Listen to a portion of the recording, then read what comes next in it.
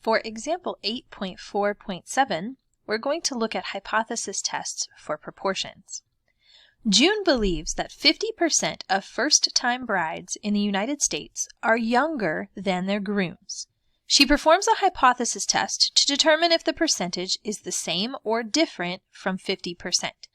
June samples 100 first-time brides, and 53 reply that they are younger than their grooms. For the hypothesis test, she uses a 1% level of significance. Let's start out by writing down what we know.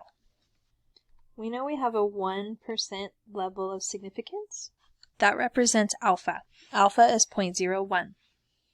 She believes that 50% of first-time brides in the United States are younger than their grooms. That 50% is going to represent our population proportion in our hypotheses. Since she believes it, she's making a claim, and that's referring to one of our hypotheses. In addition, she wants to know if the percentage is the same or different from 50%. That gives us more information about our hypotheses.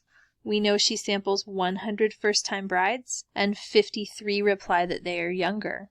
So our N is 100, and our X is 53.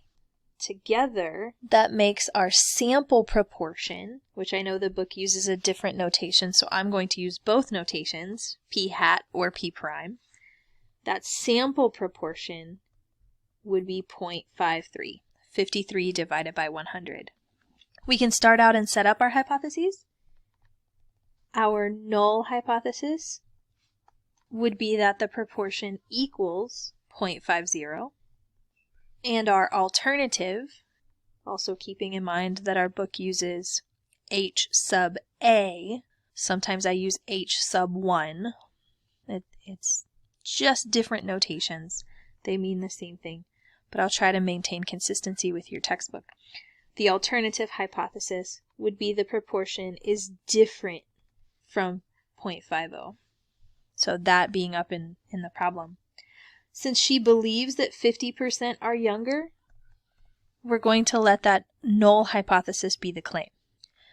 Also, our alternative hypothesis being not equals tells us this is a two-tailed test. Okay, since we are talking about percentages, we know we're doing a hypothesis test for proportions. We're going to use the standard normal distribution. Before I use that though, I need to make sure that n times p and n times q are greater than 5. N times p, 100 times 0.5 would actually be 50. N times q, q is 1 minus p, which would also be 0.5. Both of them are greater than or equal to 5, so we can use the standard normal distribution for the hypothesis test. Since I know it's a two-tailed test, I need to find what these z alpha over 2's are in my standard normal. I will say that we're going to work through this problem in two different ways.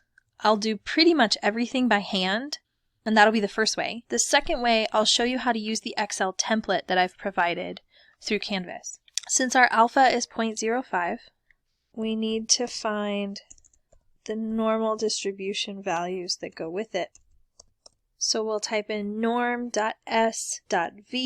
Norm will give us back the z-score that goes with the probability. And since our alpha is 0.01, I'm going to divide that in half. I'm actually going to make Excel do it. So 0.01 divided by 2. And that way I don't have to worry about getting a decimal in the wrong place. Norm.s.inv, 0.01 divided by 2. And I get negative 2.58. We've seen that number before. And by the symmetry, positive 2.58 for the positive z alpha over 2. And now I need to calculate my test statistic. So I found my critical values, negative 2.58, positive 2.58. If I calculate my test statistic, I'm going to use this formula up here that's essentially like a z-score for the distribution that our proportion follows. So let's calculate our test statistic. Z equals our sample proportion minus our population proportion over population P Q over N. Filling in the blanks, sample proportion 0.53 Population proportion is coming from our null hypothesis, all over square root P times Q divided by N, which is 100. Pulling up a calculator so we can calculate it.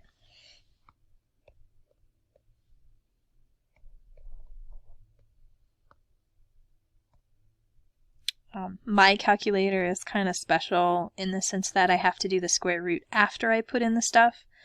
So I'm going to put in everything 0.5 times 0.5 divided by 100, close parentheses, and then I take the square root, and we can see up top, numerator divided by square root denominator. And we hit enter, and we get 0.6. And 0.6 is our test statistic, so we try to fit 0.6 up here in our graph. Now, there's one thing I need to do with our graph. I'm first going to make it a little bit darker. Let's change it purple. And then in this graph, I'm doing the traditional method with this particular process. These blue areas in the tails are our rejection regions. Now remember that this is a number line, and I need to find 0.6 on this number line in relationship to 0 and the negative 2.58, positive 2.58. 0.6 will be somewhere around here, close to 0. Well, 0.6 is not anywhere near those rejection regions. So we can make a conclusion, since our test statistic is outside the rejection region, we are not going to reject our null hypothesis. So we can say at the 1% significance level, there's not enough evidence that the percentage of first-time brides who are younger than their grooms is different from 50%. That's using the traditional method because I'm comparing values on the number line based on rejection regions.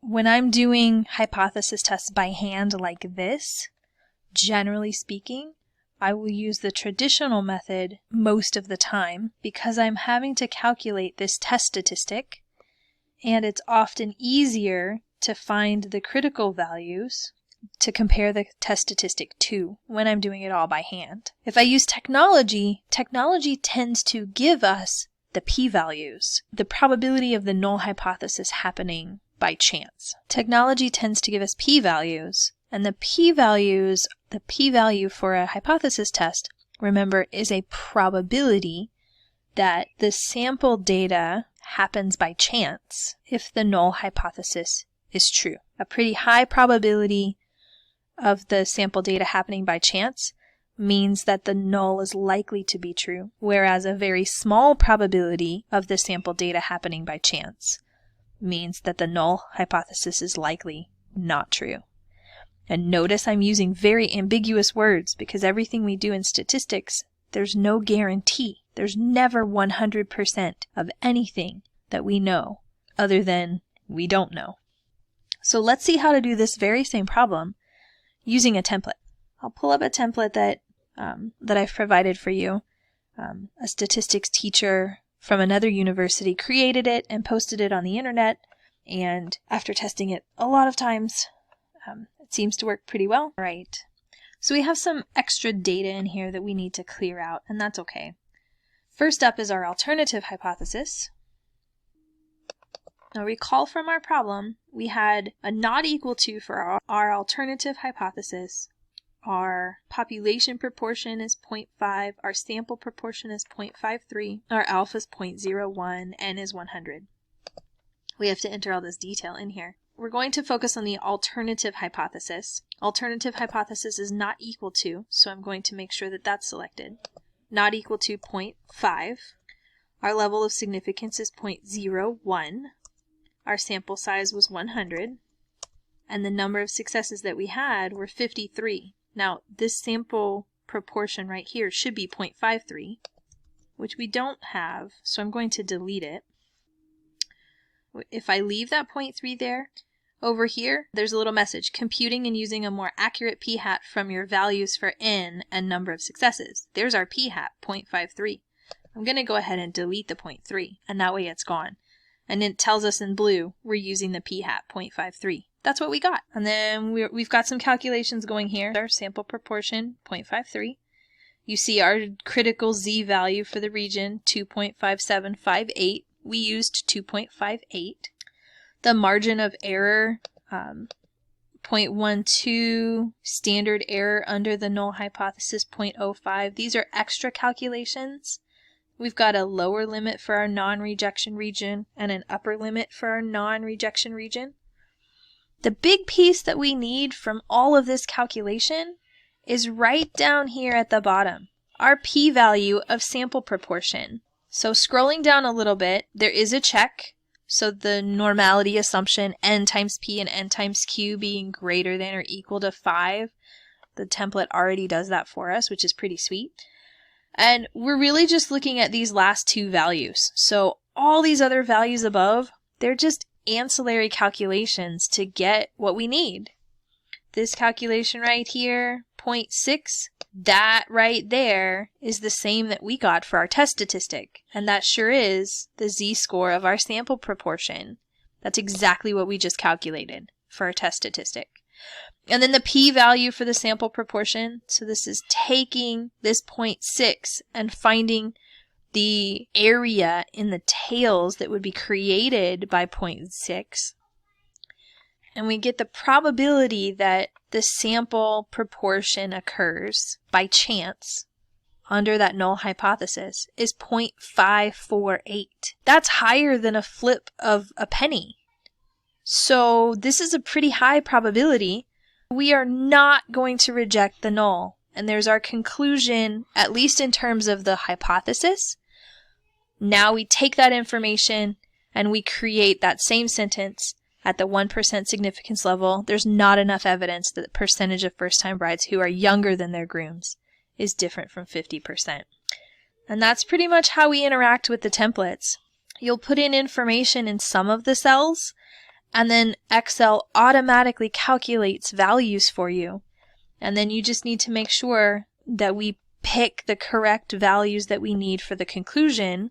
Here we've got the p-value 0.5485. That's way bigger than 0.01. I'm going to write that part down. We have a p-value of 0.5485, which is greater than 0.01, our alpha. Since our p-value is greater than alpha, we would not reject the null. And we have this same conclusion.